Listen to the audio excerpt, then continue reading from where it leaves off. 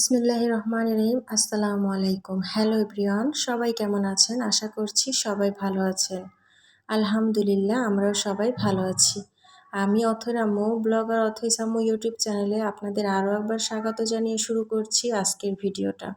আশা করছি বরাবরের মতো আজকের ভিডিওটা আপনাদের কাছে একটু হলেও ভালো লাগবে, তাই অনুরোধ করছি একটা লাইক দিয়ে সম্পূর্ণ ভিডিওর সঙ্গে থাকুন। আজকের ভিডিওটাও শুরু করেছি গতকালকে সন্ধ্যাবেলা থেকে। গতকালকে এই তো মাগরিবের নামাজের পর আমি বাচ্চাদের জন্য একটু চিকেন রোল বানিয়েছিলাম, তো তখন থেকে ভিডিওটা স্টার্ট করেছি। আসলে প্রতিদিন সেই একই ভিডিও আপনাদের সাথে শেয়ার করি, ঘর গোছানো, রান্না বান্না, থালা বাসন ধোয়া, এগুলো তো এগুলো দেখতে দেখতে আপনাদেরও তো বোরিং লাগতে পারে। তো সেই কথা ভেবেই ভাবলাম যে অনেক দিন হয়েছে সেই সন্ধ্যার ভিডিওগুলো আপনাদের সাথে আর শেয়ার করা হয় না, তো আজকে একটু সন্ধ্যায় ভিডিও করে রাখি যাতে আগামীকালকে আপনাদের সাথে শেয়ার করতে পারি। তো সে কথা ভেবেই আর কি ভিডিওটা শেয়ার করছি। আসলে এই চিকেন রোল বানানোর জন্য পরশুদিন আমি পুরটা রেডি করেছিলাম। বাচ্চাদের ঘর, তাছাড়া ঘরের সমস্ত কাজ যেহেতু একা হাতে করি, বাচ্চাদেরকে সন্ধ্যার পর পড়াতে বসাই নিয়ে আর কি, সাথে করে নিয়ে, তো এক্সট্রা কোনো কাজ আর করা হয়ে ওঠে না। তো এগুলো আমি চাইলে একদিনই বানিয়ে রাখতে পারতাম, কিন্তু সময়ের অভাবে পারিনি। তো শুধু পুরটাই পরশুদিন রেডি করে রেখেছিলাম। তো কালকে সন্ধ্যাবেলা পুরটা আবার নর্মাল থেকে বের করে ভাবলাম যে কয়েকটা রোল বানাই, কয়েকটা ওদেরকে এখন ভেজে খেতে দেব, আর কয়েকটা আবার ফ্রিজে রেখে দেব যাতে পরবর্তীতে ওদেরকে ভেজে খেতে দিতে পারি যখন ইচ্ছা তখন। তো সে কথা ভেবে এই তো চিকেন রোল বানিয়ে নিচ্ছি। আমি আটার ডোটা তৈরি করে রেখেছিলাম আগেই, যেরকমভাবে নর্মালি সবাই তৈরি করে। তো তারপর ছোট ছোট বল আকারে আমি তৈরি করে নিয়েছি আর কি, আন্দাজ মতো যে ছোট একটা রুটি হয় এমন একটা পরিমাপ নিয়ে। তো তারপর ছোট ছোট করে রুটি বেলে নিয়ে তার মধ্যে পুরটা দিয়ে দুই পাশ দিয়ে সিল করে তারপর মুড়িয়ে নিয়েছি। আর এভাবে করে কিন্তু আমি সব কয়টা রোলই একে একে বানিয়ে নিয়েছি। আমার বাচ্চারা আবার সন্ধ্যায় একটু এই যে ভাজা পোড়া পেলে কিন্তু খুব খুশি হয়। বাচ্চারা কিন্তু একটু ভাজা পোড়া এগুলো বেশি পছন্দ করে। তো তারপর ওটার আপনাদের সাথে শেয়ার করিনি, মানে চিকেন রোল ভাজা খাওয়া, কারণ এগুলো অনেকবার ভিডিওতে শেয়ার করেছি। তো অফ ক্যামেরায় কিন্তু আমি ওদেরকে ভেজে দিয়েছি, ওরা খেয়ে নিয়েছে, শাশুড়িকে দিয়েছি। তো সবাই মিলে খাওয়া দাওয়া করার পর বাকি যেগুলো ছিল সেগুলো ফ্রিজে রেখে দিয়েছি। তো এরপর এই তো যে অনেকগুলো থালাবাটি হয়েছে সেগুলো ধোয়ার জন্য বসে পড়েছি।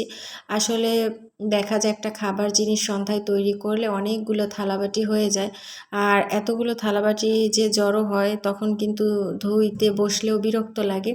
তো এই জন্য আমি কখনো থালাবাটি জড়ো করে রাখি না, সাথে সাথে যখনকারটা তখনকার আর কি ধুয়ে ফেলি। তো তাতেও একদম কম থালাবাটি হয়নি, অনেকগুলো থালাবাটি হয়েছে। একটা জিনিস তৈরি করতে গিয়ে কিন্তু অনেক থালাবাটি নোংরা হয়। আসলে কিছুই করার নেই, বাচ্চাদেরকে একটু নিত্য নতুন খাবার দেওয়াটাও জরুরি, কারণ ওদেরও তো খেতে ইচ্ছে করে, যেহেতু বাজার থেকে বাইরে থেকে সেরকম করে কোনো খাবার কিনে আনা হয় না। ঘরের তৈরি খাবারই আমি আমার বাচ্চাদেরকে সবসময় দিয়ে থাকি। আর সেই জন্য চেষ্টা করি স্বাস্থ্যসম্মতভাবে নিজের হাতে তৈরি করা খাবারগুলোই যাতে আমার ছেলেমেয়েরা পায়, খেয়েও যাতে মজা পায়। তো ওরা কিন্তু ভীষণ পছন্দ করে এই চিকেন রোলটা, সেই জন্য মাঝে মধ্যেই বানানো হয়। আমার শ্বশুর আব্বু বাজার থেকে হাটের দিনই প্রত্যেক হাটে একটা করে মুরগি নিয়ে আসে, যাতে করে ওদেরকে চিকেন ফ্রাই কিংবা চিকেন রোল এগুলোকে আর কি বানিয়ে দেয়া যায়।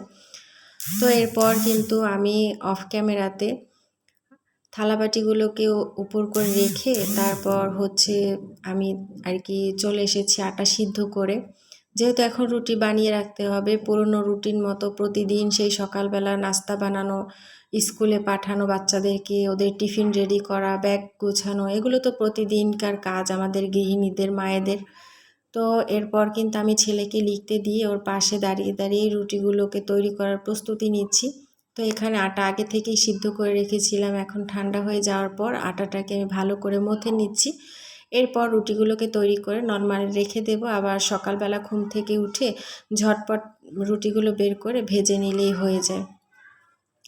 আসলে আমি যেহেতু একজন মা, একজন গৃহিণী, তাই সবসময় নিজের কাজের মধ্যেই ব্যস্ত থাকতে পছন্দ করি, আর সংসারের কাজগুলো করতে আমার ভীষণ ভালো লাগে।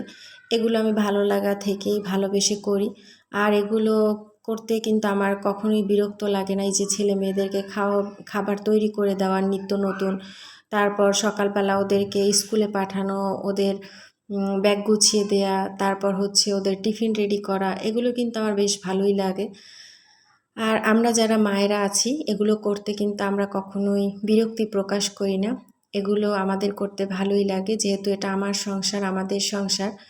তো এরপর কিন্তু আমি দুধটা জাল করার জন্য চলে এসেছি। দুধটা কিন্তু আমি সেই সন্ধ্যাবেলায় বের করে ভিজিয়ে রেখেছিলাম। তো এগুলো হচ্ছে দৈনন্দিন কাজকর্ম সন্ধ্যাবেলার, সেগুলো আপনাদের সাথে শেয়ার করি। এই কাজগুলো কিন্তু আমি প্রতিদিনই করে থাকি, হয়তোবা সন্ধ্যার নাস্তার তৈরিটা একটু ভিন্ন ধরনের হয়ে থাকে। তবে এই যে দুধ জাল করা, রুটি বানানো, সন্ধ্যায় বাচ্চাদেরকে নিয়ে পড়াতে বসা, এই কাজগুলো প্রতিদিনই থাকে। আর প্রতিদিনই একই কাজ, তো ঘুরে ফিরে অন্যান্য কাজগুলো আপনাদের সাথে তো আর শেয়ার করতে পারি না, সেই জন্য একই কাজ শেয়ার করি। তো এই এখন তরকারিগুলো সব জাল করে নিচ্ছি, যেহেতু প্রচুর রোদ উঠেছে, প্রচুর গরম, এগুলো নষ্ট হয়ে যাবে প্রচণ্ড গরমে। তো সেই জন্যই আর কি, যে রাতের যে তরকারিগুলো আমি এভাবেই জাল করে তারপর আবার রেখে দিই। সেটা তো যারা আপনারা আর কি আমার ভিডিও রেগুলার দেখেন তারা জানেন। তো এখন এই তো ঢেকে জাল দিচ্ছি যাতে করে তাড়াতাড়ি হয়ে যায় আর আমার গ্যাস সাশ্রয় হয়। একদিনে 24 ঘন্টা, 24 ঘন্টা পর একটা দিন শেষ হয়ে যায়। দিনেরও কিন্তু শেষ আছে, কিন্তু কাজের কোনো শেষ নেই। সেটা আমি একা একা কাজগুলো করছি আর ভাবছি, মানে সময়েরও শেষ আছে কিন্তু কাজের কোনো শেষ নেই। এই কাজের শুরু আছে কিন্তু কোনো শেষ নেই। সকাল থেকে রাত পর্যন্ত, ঘুমানোর আগ পর্যন্ত শুধু কাজই কাজ, কাজই কাজ। এর বাইরে আর কোনো সময়ও পাওয়া যাচ্ছে না। নিজের জন্য সময় তো বাদই দিলাম, একটা সেকেন্ড যে বসে ফোনের কোনো একটু কাজ করব সেটাও করতে পারছি না। দিন ছোট হয়ে যাওয়ার কারণে কাজের ব্যালেন্সটা কেমন যেন একটু হারিয়ে গেছে, সেজন্য কাজগুলো সময় মতো আর করে ওঠা হচ্ছে না। সংসারে এত এত কাজ, আর সেগুলো সামলাতে গিয়ে আমি এখন প্রায় হিমশিম খেয়ে যাচ্ছি। আসলে কী যে করব, আমার মনে হচ্ছে যে আমি চোখের সামনে শুধু ধোঁয়া দেখছি। আস্তে আস্তে দিনগুলো যদি আরও ছোট হয়, শীতের দিন এসে গেলে, তাহলে যে আমার কী অবস্থা হবে আল্লাহই জানে। তো এই তো আজকের ভিডিও এই পর্যন্ত। ভালো থাকবেন সবাই, আল্লাহ হাফিজ।